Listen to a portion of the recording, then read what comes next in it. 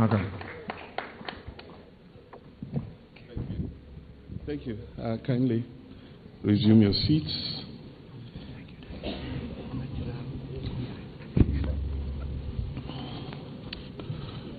The chairman for the occasion and Right Honorable Speaker of Parliament, Honorable Kingsford Sumana Bagbin, His Lordship Justice Paul Bafuboni, Chief Justice, our hardworking Minister of Communications, Sam Nate George, Ministers of State, senior government officials, our traditional leaders, members of the diplomatic corps, heads of government institutions, captains of industry, friends from the media, distinguished ladies and gentlemen.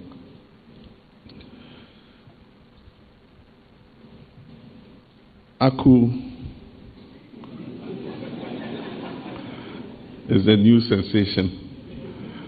I was asking Sam George if he would consider appointing her as ambassador for AI for Ghana. And when Ben said Nana Sassi was coming to perform, he said something that only humans can do. Ben, you will be surprised at what Aku can do with the mastery of the number of Ghanaian languages she has. Nana Sassi, she's threatening your job. Maybe the next time we'll have her performing your poetry. But thank you very much. I have this joke with my friend from Margins. I remember at one of the CEO summits, he made AI read his speech. And it was an avatar of him reading the speech. And so anytime I meet him physically, I ask him, is that you or is the AI version? But thank you very much. And it's a great honor to join you today for the launch of Ghana's National Artificial Intelligence Strategy 2025 to 2035. This is a significant milestone in our national journey towards a digitally empowered, innovation-driven, and globally competitive Ghana. It's also a statement of intent that Ghana will not be just a passive consumer of technologies shaping the future, but that we're going to be an active participant in designing, governing, and deploying them for our national transformation. Not too long ago, conversations about artificial intelligence were dominated by fear. Many spoke of its dangers, its disruptions, and its potential to diminish the human role in society and work. Today, however, the global conversation has evolved. Nations are increasingly embracing the idea of AI for good and developing strategies to guide the ethical and productive use of this technology within their own context. This shift reflects an important truth, that technology is not destiny. Human choices, public policy, and responsible leadership determine whether innovation will serve the common good. Ghana is determined to be part of that forward-looking global movement. Around the world, AI is already transforming healthcare through faster diagnosis and improved patient care, modernizing agriculture through precision farming and yield predictions, reshaping education through personalized learning, strengthening security through intelligent systems, and improving public service delivery through automation and smarter decision making. From disease surveillance to financial management, from logistics to administration of justice, AI is no longer a speculative technology of the future. It is already a strategic development tool of our present. For Ghana, the question is no longer whether AI will shape our future. The question is whether we will shape its use in ways that reflect our national priorities, our values, and our aspirations. I'm aware that the rapid advancement of AI also raises legitimate concerns, particularly about jobs and the future of work. Many citizens worry that machines will replace human labor, leaving workers vulnerable and excluded. As a responsible government, we take these concerns seriously. A simple principle would therefore guide our approach. AI must enhance human capabilities and not diminish human dignity. We'll pursue a human-centered, inclusive, and responsible model of adoption consistent with the values of industry, which emphasize not only efficiency but also resilience, sustainability, and the centrality of the human person. We'll invest in upskilling and reskilling our public sector workforce and support workers across sectors to adapt and thrive in this new era. We do not intend to surrender our people to technological disruptions. We intend to prepare them to lead in it. Our vision is therefore clear: to position Ghana as a leading artificial intelligence hub in West Africa and the wider continental region, driving innovation, creating jobs, and strengthening institutions and delivering inclusive national development. Mr. Chairman, this vision requires leadership from the top, and that is why I recently packed all my ministers and senior government officials into the National AI Boot Camp. That decision was deliberate. Leadership must understand the tools that will define our future. It's also why we introduced key performance indicators across ministries, departments, and agencies to drive measurable adoption and integration of technology, including artificial intelligence. Transformation must not remain rhetorical. It must be measurable, accountable, and results-oriented. Distinguished ladies and gentlemen, our commitment to AI is not merely aspirational. It is already evident in policy and implementation. In the 2026 budget, government prioritized the deployment of artificial intelligence across strategic institutions. For example, the Ghana Revenue Authority is currently using AI-driven systems to reduce processing time, minimize errors, identify revenue leakages, improve compliance, and strengthen domestic revenue mobilization. This is only the beginning. Across government, AI will help streamline operations, improve responsiveness, and support evidence-based policy making. If we use it wisely, it will enable us to deliver public services that are faster, that are more transparent, more efficient, and more citizen-centered. Ghana is blessed with a youthful population that is energetic, innovative, and increasingly engaged with digital technologies. This demographic strength can be one of our greatest national advantages in the age of AI. But youthful potential must be matched by structured opportunity. And that is why education and the workforce development are among the core pillars of this strategy. We must equip our people not only to use AI tools, but also to build, govern, improve, and apply them to solve our national problems. This commitment is reflected in our 1 million coders program, which aims to equip young Ghanaians with digital and AI skills at scale. It will help build a robust national talent pipeline, stimulate innovation and entrepreneurship, and position Ghana competitively in the global digital space. The pilot phase of the 1 million coders program conducted last year enabled the ministry to assess readiness for nationwide rollout. The portal is now open and more than 100,000 applications have already been processed. Citizens can register for more than 15 courses across 10 disciplines at learning centers that are close to their homes.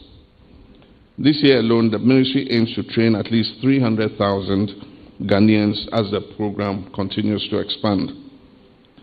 These are more than just numbers. They represent opportunity, employability, and national preparedness. The Right Honourable Speaker, as we pursue this agenda, we must also confront a critical reality. Many existing AI systems are trained on data shaped by foreign culture, languages, and assumptions. As a result, they often fail to reflect our values, linguistic diversity, and cultural context. Thank God Aku could speak all our languages. We must address this challenge. Ghana cannot build a meaningful AI future using systems that do not understand our Ghanaian realities.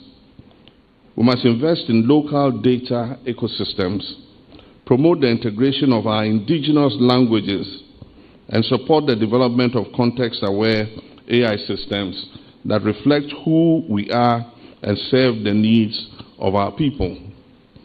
And I was giving the minister the example of an AI app that we have, and my daughter used it recently at home. My wife has a cactus plant, and it was not thriving. It seemed to be wilting. And so she took one of the AI apps and she pointed at the plant, and it diagnosed that the plant was being given too much water. And it said that it should be watered just once a week. And so she told the gardener, and he started implementing the once a week watering. You should go and see the cactus. It's looking so alive. But with that same app, we can use it on our farms to identify diseases and, agricultural practices. But lucky my daughter could read English and read the diagnosis. What of the rural farmer who does not read or write English? We should be able to have our local language interpret what the AI has diagnosed so that he understands what the problem with his crops are. And so, in other words, we must not only use AI, we must localize AI. The national AI strategy is therefore built on strong, thoughtful pillars. These include ethical and responsible AI development, education and workforce readiness, AI-driven industrial innovations, robust data governance, research and ecosystem development, and the use of AI to improve public sector performance and service delivery. At the heart of all these pillars is one imperative: capacity. At the heart of all these pillars is one imperative: capacity. Without skilled people, strong institutions, secure infrastructure, and sound governance, no AI strategy can succeed. And that is why this strategy places equal weight on innovation and responsibility, on ambition and safeguards, on investment and inclusion. Ladies and gentlemen, AI cannot thrive without infrastructure. Data, computing power, connectivity, and energy are now as strategic to the digital age as roads, ports, railways, and power plants were to the earlier eras of development. The government is therefore taking steps to strengthen our national data center and ensure that our digital backbone is secure, resilient, and capable of supporting the growing demands of the AI systems.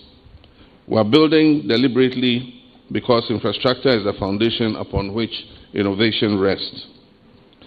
I'm therefore pleased to announce major financial commitments towards our AI agenda. Ghana will invest $250 million to establish a world-class AI computing center.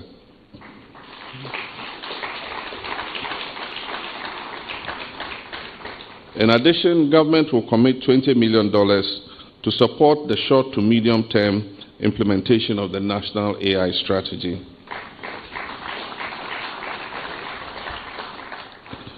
These investments are bold but necessary.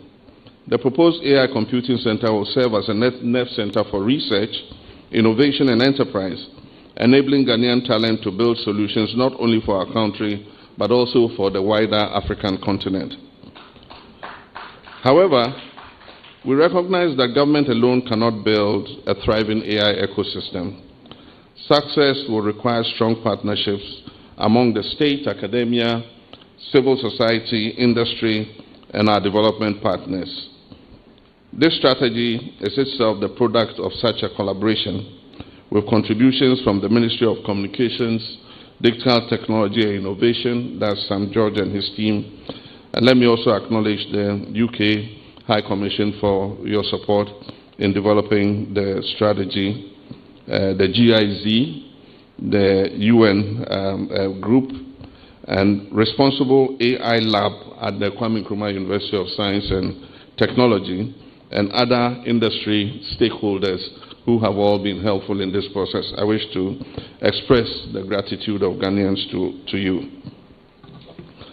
So to all our partners, I say thank you. And to those who have yet to join this effort, I extend an invitation to partner with us in implementing this strategy. Invest in Ghanaian talent, support Ghanaian innovation, work with us to build an AI future anchored in inclusion, shared prosperity, and African relevance.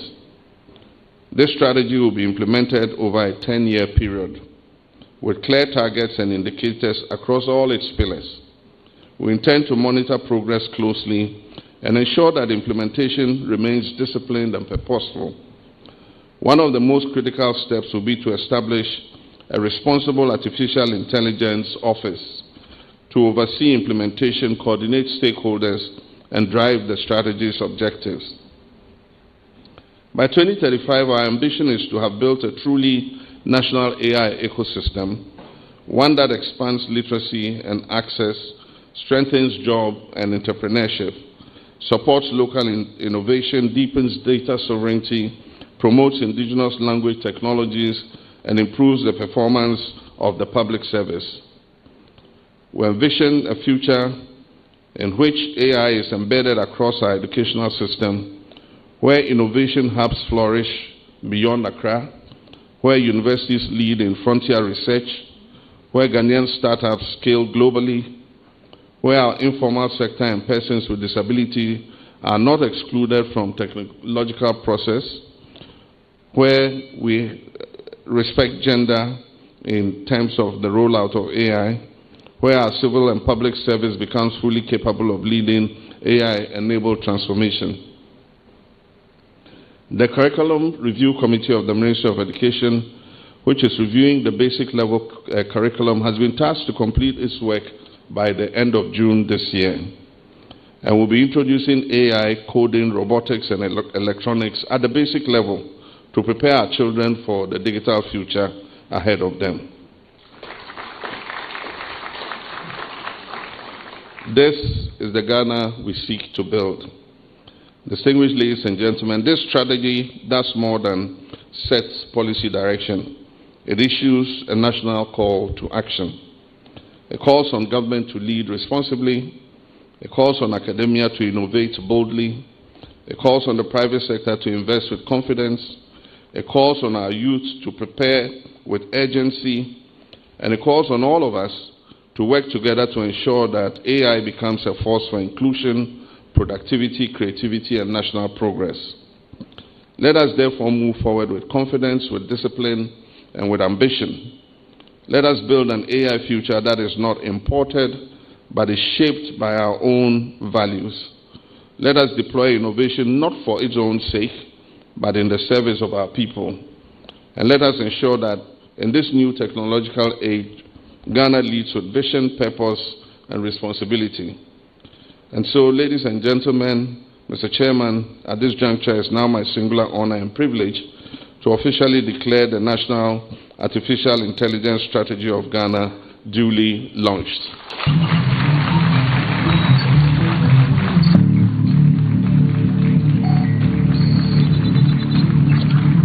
Thank you very much, Your Excellency.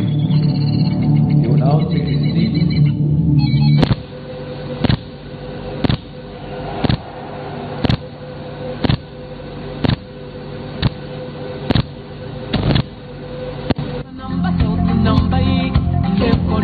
Please be seated.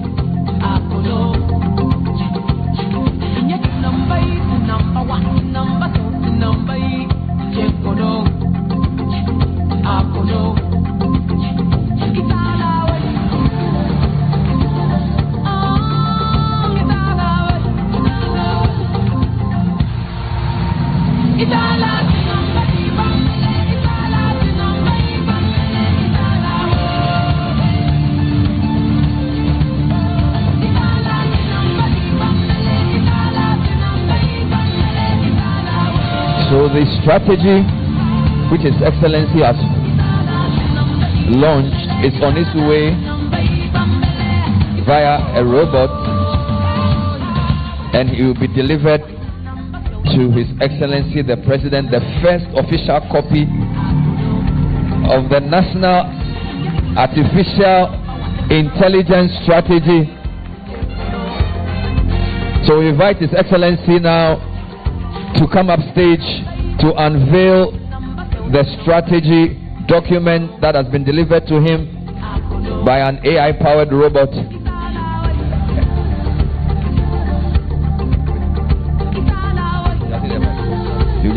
So he's displaying for the very first time the national AI strategy. Hip, hip, hip. Hip, hip, hip. Hip, hip, hip. Thank you very much indeed. While His Excellency is there, we will take a few quick photographs. So first invite the chairman and also the special guest to join him for a quick photograph. So Excellency, Right Honorable Speaker, please join this. We'll take a quick round of group photographs. Yes, sir. Robots are running marathons and delivering packages. So this is the first photograph. The CJ, the Speaker of Parliament, and His Excellency the President. The next one would invite the Sector Minister, the Honorable Samonate George, to join the three leaders of the three arms of government. So Honorable Minister, please join them. The last photograph will involve all those on the front row. So Madam Sawyer, the ministers, British High Commissioner, and the sponsors, all of you will join. All front row, please come up stage for the final photograph. So our ministers here present, UNDP, UNESCO, British High Commission.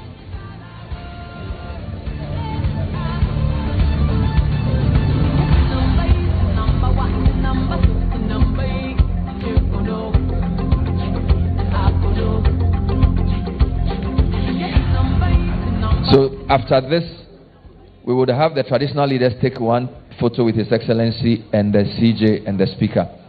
Yes. So after this, I'll invite Nime and Name to join His Excellency